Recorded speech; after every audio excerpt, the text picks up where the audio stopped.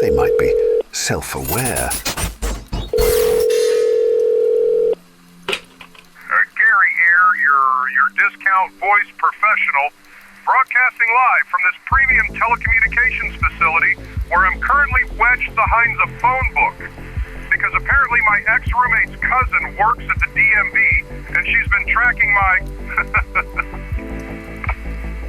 Sorry, focus, Gary, focus. Today on They Might Be Self-Aware, the guys discuss Meta's new smart glasses that translate languages. Which honestly makes me feel personally attacked because I spent 3 years in community college Spanish and can barely order a... Hold on. Okay, we're back. These glasses cost more than I've made since Labor Day. But apparently Hunter, who buys everything, including probably the oxygen he breathes, suddenly develops financial restraint. Shocking. And Apple's new earbuds that remix reality to sound better, which is basically my entire business model, except their version actually works and costs 800 times more than what I charge for... Oh no, not now! This is Gary, technically still a professional, definitely still breathing, probably still employed for the next 30 seconds. We're sorry. You have reached a number that has been disconnected or is no longer in service. Raging calmly through the neon bureaucracy of artificial intelligence. It's gotta be They Might Be Self-Aware. I am Hunter Powers, and straight from the all-night rage, it is... Daniel hungover, I guess, Bishop. What kind of rager? Are those new glasses you have there? Yeah, I'm glad that you noticed. These are AI glasses? For those of you listening, I'm just holding up my fingers to my face to kind of look like glasses because I wanted to talk about glasses. You're supposed to go the other way, right? No. That's the like superhero look. Yeah. I don't know. Yeah, I don't know what I was doing. It was certainly easier to do. Do you wear glasses or contacts or whatever? No, I don't. I own. You're blessed with perfect vision. One eye's a little better than perfect, and the other is just perfect. Wow. Okay, way to brag. I got laser vision. LASIK? A few years ago. PRK, which is apparently a very different thing, but it still involves lasers. It's real gory. They like cut a flap of your eye back. It was real nasty, but now I can see really well. So that's a plus. It is a plus. And I'm glad. Yeah, I'm glad because like I tried VR a few times without wearing glasses or while I had glasses on, and it's tough. You really want to be wearing some contacts or not have to wear glasses in the first place. And now I'm thinking of getting some glasses again. I guess like half just for the look because I think I looked pretty fly. These are the Meta AI, sort of Meta Ray-Ban display. I believe that is the term. I was just going to get some glasses. What are these, Hunter? Well, Meta has had their Ray-Ban glasses now for a few years. In fact, I own the version 1. Yeah, you can take pictures with them, right? And I own the version 2. Yes, they have a camera built into them. They do sort of like the bone conducting speaker. Okay, I love those. So you can hear notifications, you can listen to music, you can talk with their version, their Llama AI, and do similar to like ChatGPT style conversations. We have Siri at home. And ask similar to ChatGPT. You can, what is this flower I'm looking at? Oh, that is the patula of blah, blah, blah, blah, blah. So that has existed. I've had the V1. I've had the V2. The coolest part about them is they actually look like real glasses. They partnered with Ray-Ban. Right. If you ask me, they look just like... It's not like you're dragging a whole VR headset around. It's not Google Glass. Or Google Glass, which looked very silly. Or like there were a couple of people right when it came out wearing the Apple Vision Pro out in public. Looking like absolute dweebs. That was normal. Well, I don't know about normal, but this certainly has a form factor that more people are used to, right? And so they have now announced, and shipping later this month is going to be the Meta Ray-Ban display, which evolves that platform one more time with, I guess, 2 key innovations. Number one, there's now an actual display. So before, it was all just audio-based. But now you can actually get a heads-up display in one of the lenses, that can show various things like text or an image or directions or a video conferencing call. Right. I saw a very nice, there's a couple demos on the website, and one of them was someone looking at like a sign in another language and asks for it to be translated. And then you just see like an overlay of it being translated, which is really cool. And then the second big innovation is maybe primary is wrong, but it's secondary control mechanism. You can still talk to it, but you wear a bracelet. Handcuff. Handcuff. Yeah. Something around your wrist, a wristband, which it uses to monitor your motion, and it can detect, apparently with a very high degree of fidelity, gestures, so that, for example, if you flick your finger a little bit, you can quickly scroll through things or trigger something. Yeah, there's another one of the little demos that they have on the website of someone just kind of doing, it looks like making the tiny violin noise, or like a, squeeze, just kind of rubbing your two fingers together to like scroll through a few different messages, and then like taps a little tap, and that like sends off a message. I think that that's a very cool idea. Now, the question is, do you wear, or have you worn the existing Ray-Bans out in public, and have people been like, he's got a camera on his glasses, get him? Because I know for the Google Glass, people were really taken aback by, they called them glassholes. They called them glassholes, which is very funny. And like to see this thing within a slightly unusual form factor, and people like are obviously immediately drawn to the fact that it has cameras on it and so on. People, oh, you're invading my privacy and space. It's this. They were not well received. Yeah. Have you worn your Meta, whatever, like the Ray-Bans out? How were those received? How do you think this new thing then will be received? My perception, so absolutely I've worn them in public. I use them as my sunglasses. Anytime I need sunglasses, those are the sunglasses that I wear. Okay. And again, I've had them since the very beginning. So several years now. I don't wear sunglasses a lot, but I absolutely wear them. My perception is that no one notices that you are wearing these AI sunglasses. That said, if, again, I was in the restroom and a dude walks in and I spot, oh, there's the Ray-Bans. Even though he's probably not recording anything, I'm a little like sketched out by it. Just the, why do you got a camera out? Because you do have a camera out. And I would want to take mine off if I was entering a restroom, just because there is an ounce of awkwardness that still exists with it. Conceptually, at least, there is a light on it, so you would know if someone was recording, though it's a faint light, and you can certainly go in and disconnect that light and disable it if that's what you wanted to do. But also of interest, so this Meta Ray-Ban display, I have zero drive to buy this thing, and I buy everything. I was going to say, you buy all of them. Everything. It can be horrible. And I'm still, yes, you sold me. This one I'm looking at like, no. But you said, actually, like, you're scheduling a demo apparently to go see it. What about it captures your fancy? And then maybe we can talk about why it's not capturing mine. So I think 99% of the time, this is meant to be glasses that you're just wearing. Like, you're not going to be using this all the time. But I really like the idea of, if I'm out on a walk, to have like a window pop up with like the message that I got for, from Microsoft Teams or whatever. Instead of having to take out my phone and look at that, I could just have like a little thing kind of pop up, and I'm still walking around and just, fiddle my thumbs for 2 seconds, then off goes the message. I also really like the translation aspect, which, granted, there's Google, I think it's called Google Lens, which is just built into the Google phones these days. Got my Android phone right here. iPhone is the same thing. I've used this multiple times abroad where it's like, boy, I sure don't know how to read this language. Take picture. Now I can read the menu. I've used it in the United States for that as well. Like, especially a Chinese restaurant where it might be, the name for the food in whichever Chinese language that it happens to be, usually Mandarin. Like, it's a very, very useful sort of tool. I've always been a big fan of natural language processing, of which your Geminis and your Anthropic Claudes and your OpenAI GPT-5s and so on. Like, these are all natural language processing models. This is NLP.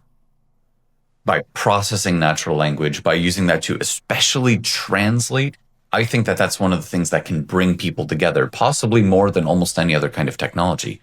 Because if you are visiting another land and you straight up can't read the signs, you can't talk to people. If instead you have a little thing in your ear that is translating for you, and then whenever you speak, your phone, like again, it's in Google Translate on my phone. It's in like an iPhone something too. that can just say something out pretty much real time.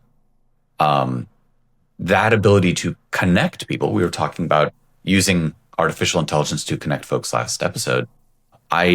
I'm a huge fan of that kind of use case, but I'm not going to be using it 100%. This is like the glasses probably only have however many hours of active use. And then 2, I'm not going to be doing that most of the time. And I'm really glad that this is a form factor of, instead of me pulling out my phone to do task each time, it would just be, I am already wearing my glasses and I can just see the little thing in front of me. Okay. But see, I agree that translation is interesting, but as you pointed out, a lot of the translations, like having just conversations, our phones can already do that pretty darn well. This has absolutely been like the year of AI translation, where AI translation has become mainstream. It's good enough. We figured it out. We can do real-time voice conversations. If we both have earbuds in and we're on the same platform, literally, it will translate back and forth in real time. And if only one person has it, they can listen to the foreign language. They can speak back in their native language, and their phone will in real time translate that to the foreign language, which you can show the phone to the other person so that they can read. Yes, if I was going to Italy, maybe I would purchase these glasses just so that I can read every sign and every menu. And there's a novelty to that, but that is an edge case for me. And so that feature, Sure. unless Most I people had a won't big be trip, using that feature most of the time. No, They'll be if I had a using it big to trip planned, take I'd pictures consider or this. Have it take a picture and tell me what plant is this, or I think especially the like messaging feature is going to be the one that gets used the most. The other one you talked about are notifications. I happen to hate notifications. I very actively disable all notifications, phone calls, text messages, apps, Teams, Slack, Discord. And I think that's and I went through a period where I enabled every single notification, but it is just such a disruptor to your work in my experience. Or I don't know if it's because I'm getting older. I can't handle it. Bing, bing, bing, bing, bing. Stop. I need to be able to focus. And so I don't want the notifications. I turn them off. I turn them off on my watch. I turn them off my phone, on my computer. No notifications come up. I can go and check them, and I do check them like every now and then. My what's going on? Oh, let me check. Oh, do I have anything I need to respond to? Yes, but I don't want any more notifications. So that's not a sell for me. The video conferencing, I don't do a lot of FaceTime calls. And by the way, the Meta one, I'm assuming they're using like the Facebook Messenger to do the video calls too. I'm not a big Facebook user. If I do a video call to like an individual, it's often over FaceTime on an iPhone. So that's, and for work, it's a little like, I don't want to do a work call with my sunglasses. Oh yeah, look at me, right? To show up on the Zoom meeting with my sunglasses. That's less than But also they're not professional. going to see you. They'd see maybe just like a still avatar of you or something, unless you're looking in a mirror so that the camera could see you or something. Or I imagine almost like a fishing pole, like it's coming from your back and leaning way over in front. There's just like a little camera there so that someone can see you. I don't think that is going to be a solved problem. These features don't entice me. What I want, so there are glasses, and I hope it's so Apple's working on their glasses, and they're working on their glasses as an evolution of their VR headset. And what I need from some VR glasses to really sell me is I need full displays on both of them to be able to take over. I want to be able to watch videos. I want to be able to consume media, and I want to be able to, with the snap of the fingers, be transported into a virtual world. I'll accept that I'm seeing everything outside of it. I can. There's a gap there. You've already got that with the Vision Pro. You have the little dial where you can like dial back how much the real world is seeing you, right? Yes, but it's not the quality of that. There's a lot of fatigue and there's a lot of weight. So I want the Vision Pro. So just a counterweight on the back. No, I want the Vision Pro in sunglasses format. I want the Oculus Quest. I have on several occasions, I put on the Oculus Quest and I've got YouTube videos up and running and maybe some other news streams, and I go and do some household activities. I'm working on stuff. I'm cleaning stuff. I'm cooking a meal. I feel there's a ton of potential. Hold on. Cooking. Cooking. I want to dig into that. All right, we'll dig into one. I don't think we're. There's a ton of potential in this experience, but it's too cumbersome. So when they can bring that to sunglasses, I'm sold. This is not it yet. Back to cooking. Okay, cooking. That's a great use case for this, where you're in the kitchen and like and they highlight it too. Highlight the spices for you or whatever, or like you could have, AI Gordon Ramsay up in there yelling at you about your technique. That's the future that I want. That's sure. The future. But again, there's 2 cooking examples that they show off in their demos, and they're the same cooking examples you see. Number 1 is, I have these random ingredients. Could you suggest a recipe? A scenario that I imagine happens very rarely, that people are like, I have 3 eggs, some hot sauce, and a pack of salami. All the time, I will go and look in my pantry and be like, well, I've got all this stuff. What am I making for dinner? I love the idea of it could just scan your entire pantry. But do you do Please this? Open your fridge. Open fridge. Please open your pantry. Open pantry. Open spice cabinet. Okay. Seeing what you have. Here's your menu. 5 different kinds. Yeah, exactly. The menu, and then you like select the thing, and then it walks you through it. Visually like holding. That would be a cool interface. That. Yeah, that it's would like be pretty cool. The House of Daniel, and you get a virtual menu you can look at. Behind that, and here's all the. That sounds actually kind of cool if they could do that, which conceptually they could. Of course they could. I use this kind of thing all the time now. I know, like, it was a long time ago that I said, "Oh, I finally used AI to like help plan a real meal." By the way, please don't steal that idea. The creating the menu part. It's all Hunter. Yeah. Copyright TM. On this podcast, I revealed how I used AI to like plan out a meal, and I just made it as Claude or OpenAI or whoever had dictated that I make that meal. I've done it multiple times since, and I'm getting more used to it, and I really like it. I could say I want to use this kind of pasta, and I'm out of olive oil, but I do have this thing instead. I'm not going to list out every ingredient I have, but if there was something that knew every ingredient that I have, that would absolutely work. Something that scans my pantry and is like, you have some peanut satay sauce that you bought like a year and a half ago. It's about to expire. Do you want me to make you a recipe? I can see you have like most of the makings of a pad thai here. Oh, yeah. Yes, that'd be great. I want to see that kind of future. I'll wear the glasses around the house and have it just like scanning my cabinets or whatever, or take one of those 360-degree cameras and just like shove that into the pantry and have it dangling from a string, and it takes a picture once a week so it knows what's in there. Having that smart pantry hooked up to the smart menu maker that's hooked up to your smart scale that knows how much you're supposed to be having. I think that like we're getting farther away from just the glasses at this point. But like case in point, I wanted to make a vodka sauce because I'd had one at a restaurant and I was like, that was absolutely delicious. I've always wanted to make this myself. But I'd also recently had a butter chicken at like an Indian place. And it's like, there's creaminess and there's tomato. I'm like, these are basically the same thing, right, Claude? And Claude was like, they're not really the same thing, Daniel. I mean, they have some kind of shared stuff between them. Claude disagreed with you? Believe it or not. And so I asked Claude, I said, well, vodka sauce and butter chicken sort of sauce, can you give me like the middle point between those two? And I said, yeah, I mean, sure. So it did. And then I made that, and I had like a kind of butter chicken, kind of vodka sauce.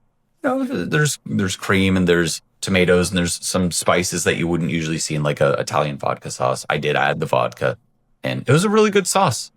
And I don't know really where the glasses come in anymore. I've kind of gotten farther away from. I'm talking myself out of the glasses as we go here. No, I'm going to talk you back in. I'm going to sell you, Daniel. Okay, so now Hunter's in and I'm out. No, I'm out. But he's the other still out, but he's key use case that they the demo is recipes, where you've got the recipe up, it's showing you the details, and it moves through the what to do next, and you can bring it up. And this is again supported on day one. It'll show you the recipe and move through the steps. So when you have that one vodka butter sauce, it will go up there. I will say there's a couple other use cases that they have on the about the product page, whatever, the demos. One was capturing conversations. Not capturing, captioning conversations. Yeah. For people who have like auditory processing disorders or are like deaf. But that's not you. Broadly. I sometimes, I think so, maybe a little bit. Whenever there's a lot of like background noise, I do find it kind of hard to like key into a conversation at times. And so having, 2 or 3 or however many like mics that you have to have on the thing, or maybe it's reading lips, I don't know. Having captions live for what someone's doing, let alone the translated captions, I think could be very useful to a decent segment of the population. And well, actually, one that I really don't care for, and one of the features that they shot off, was gesture to play. So you could like browse music and podcasts, and like the idea being that you use this little band and you're kind of fiddling with your fingers to be like, oh, there's the song I want to I think I'm just going to use the phone for that. I really don't think that I need a pop-up display in my field of vision of like, here's the album art for the music that you're going to listen to. The Apple Watch has several gestures that it supports, and I've tried them just to see that it works, but I don't know. I don't connect with it. It doesn't feel. It's just like it's more annoying. And then of course on the Vision Pro, which doesn't have compared to the Meta Quest, which you actually have controllers, although you can use your hands. The Vision Pro, there are no controllers, and it's all just gestures and tapping your fingers to do different things, and I find that kind of annoying too. So this comes down, I think, to form factor. One of the things that excites me about these glasses, and I'm going to go try them on. I don't know if I'm going to buy them now. I kind of talked myself out of it. By the way, $800. People seem to be very happy with that price point, given the technology inside the glasses. It's the price of like a phone. Sure. It's got a bunch of the, sure. Why not? I wouldn't have expected it to be significantly less. And I don't think that they could have sold it if it were significantly more. So sure, $800. I lost my train of thought. What was I going to talk about? Hold on, Mark clip. There we go. I'm going to make you go in and edit this. What were we just talking about? There glasses. Was the gesture to play thing that I didn't like. Captioning. Oh, form factor. Yeah, it's all about the form factor. So, you remember the Plod pin that I had that I was wearing probably for a little bit? Yeah, you use that thing like every day, right? I lost it. It was too small. It's too small, and I literally lost the thing. Then there's the bigger, like, has to fit in a whole shirt. By the way, pocket. hold on 1 second with the Plod pin. Did anyone ever object to that? Because I have seen a lot of online things about like, everybody. If I see someone with a Plod pin, I'm literally punch him in the face. Like I've seen that. A lot of people wondered what it was, and then I explained. But like, I wasn't walking around the supermarket with it. This was like, I have it for business use cases, and people said, "What is that?" It's a recorder. Neat, and then we'd move on. If you were to have that in the bathroom or in somewhere else, I'm sure people would object more often. At least it's only audio. My Google Home thought I was talking to it. Maybe you were. So what was the now, I think, defunct company that had the bigger version of that had like it would put a little hologram on your wrist? From the Apple execs? Yeah. Note that neither of us can immediately remember its name, which shows how much of a household name it became. Ex-Apple team unveils. Tell me the name of the company. Apple Vision, Chief, OpenAI. Not that one. I give up. It's already too deep into the past. Humane. There we go. It was the Humane. I still got it. Pin. Yeah. Thank you, Hunter. Humane. By the way, Google failed, but the old noggin pulled it up. Gotten it yet? Pulled it up right away. So the Humane pin or pad or whatever it was you'd like clip it onto basically like your shirt pocket, and you could put a little hologram on your wrist or whatever. I don't think that. Well, one of the reasons why I think that failed is people are against new form factors of things. We don't want like a new, entirely different way of interacting with the world. We've already figured out watch is fine. Phone, we like phone. Glasses, some people got to wear them to see. But like a little spotlight that you strap on and you have to tap like you're in Star Trek, and it'll beam down onto your wrist like the time, which you could have just had a watch instead. I think that form factor wise, if you want to succeed, you can't go too far afield. And so the Ray-Ban, you wear a little bracelet and you also have glasses on. That's close enough to what people would already be doing that they're not setting themselves up for failure. Thoughts? Yeah, in general, people love the Ray-Ban sunglasses and see it as the next great interface, and people believe that Meta is the one doing this best right now. I will purchase the Apple sunglasses. Not really. I think they're currently rumored to come out not next year, but the following year. Sure. I'll purchase them sight unseen. Well, you have sight seen on the Meta Ray-Bans, which you already have 2 versions of anyways. And this one has a heads-up display. It does. And you don't want that.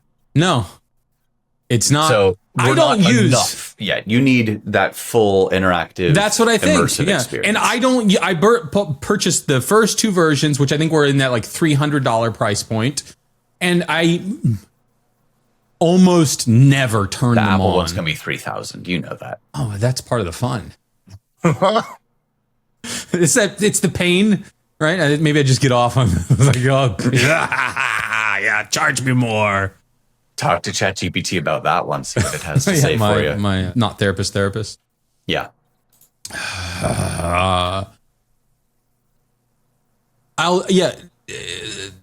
The interface is there. I'll give you. There's another product coming out. I think it comes out. When this podcast airs, it will come out just like 2 days ago. It will become released. Is the new Apple AirPods? I think it's like AirPods Pro 3.0. And I am excited about these. And the biggest thing that I'm excited about is how much AI do they have? It has more AI, but it's not about the assistant as much as it has this feature called transparency, which has existed for a while. I tried it when it first came out and dismissed it, never used it again. Recently, I tried it on a pair of the newest Beats, and then apparently these AirPods Pro have the newest version. But what this does is remixes all the audio that you're hearing to give you this kind of like perfect soundtrack of the world mixed in with whatever you are playing.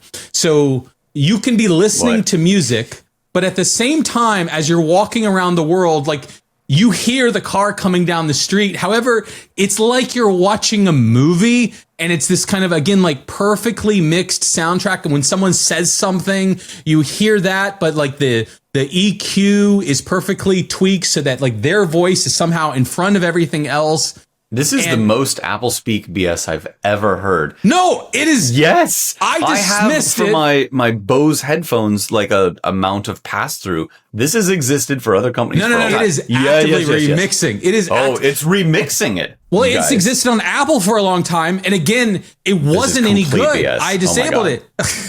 But I recently had to, I pulled out my Beats, whatever they are, for like working out. And I had some music on, and then all of a sudden I noticed, hold a second, like I'm hearing like my footsteps and the conversation, and it's all mixed in perfectly with this music. I was like, this is actually a really cool experience. And so I'm excited about this. And it's about bringing all the technology. You can't see, I'm making some very unexcited faces about this. Where I can wear the ear-pods, and I love listening to music. I love listening to podcasts. You can trigger ChatGPT straight from them. So if I have a question, a conversation, I can ask about that.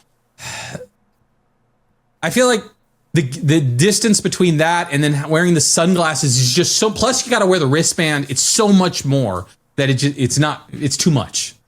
It's too much, Daniel. Seeing the old Hanna-Barbera cartoons of Space Ghost, where these really cool like armbands with buttons and it'd like shoot rays out of it.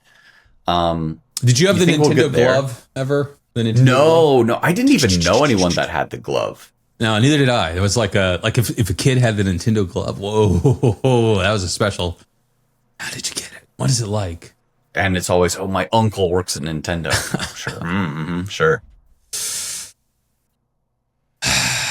Well, Hunter, if you wanted to talk about the newest Nintendo gloves out there, or AI-enabled noise cancellation, or glasses, or even that sounds large language great models topics. Taking over the world, not taking over the world, letting you see the world, not letting you see the world. Where would you find out about such things? I can only think of one place. Well, and that's this. It's this little podcast. Well, actually, it's not so little anymore. But this podcast, it's called "They Might Be Self-Aware." Maybe you've heard of it. Maybe you've heard of it. Maybe you've heard it. In fact, if you hadn't, but you're hearing this, I don't know what's happened. Yeah, and if you want to keep hearing it, It's pretty easy. Hit that little subscribe button, and we keep showing up. And one day you don't like it, well, tough, because you subscribed, and this is a subscription for life and blood. We don't let people unsubscribe. Yeah, we're pretty clear. There's no unsubscribing. You can only subscribe. But yeah, give us a like or dislike. No dislikes. Those also we don't like those. We don't like those either. But you can leave us a comment. We enjoy the debate. Maybe you disagree. Maybe you think we're both insane wearing glasses and wearing iPods that are remixing all of our audio. But we're still here doing it anyways. Partially for your pleasure, partially for ours. But we definitely enjoy the discourse with all of you, and we hope you will continue to stick around and interact and be part of all of this, because it is happening whether we like it or not. So why don't we just go deeper right here on... They might be self-aware.